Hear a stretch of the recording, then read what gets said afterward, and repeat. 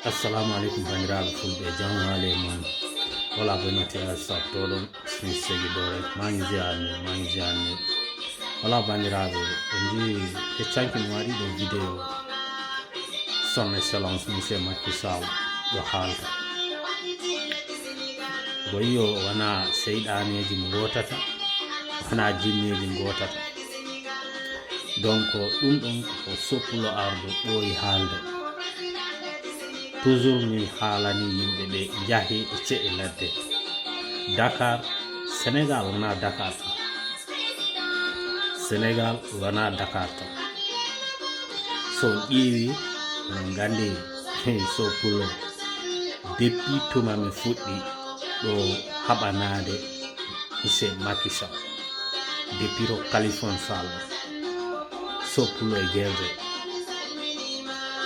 ha ɗo yaate hande ɗo mi woppade ɓe ganda hono joɓirami fatirji am mi meeɗa lamdade état hay mbuɗo ɓay min mbaɗiranmi ɗum ɗo ko sababu mboɗo yi'i leydi am ndi no ɓanto ko ɗum addi ko yidde wannata kam ni ɗum sababu nde yidde leydi am ndi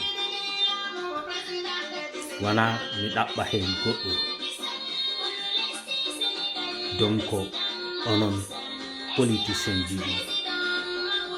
woni to ministre ha e député maire ji etc onon ñamtani million ji ɗi oto jogui 4x4 ji mon otoji mon besi te ko e ɗum keɓtoni ɗum e nder état kaales enen fof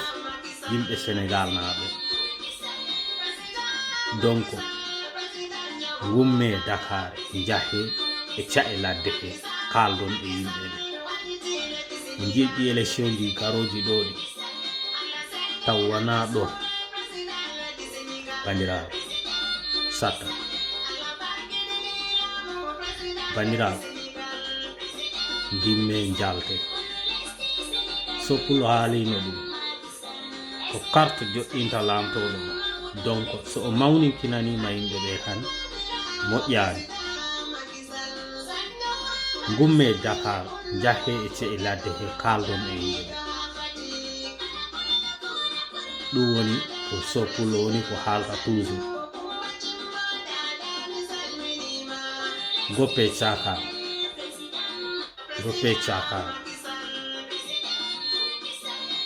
ɗum woni ko ñagotomi on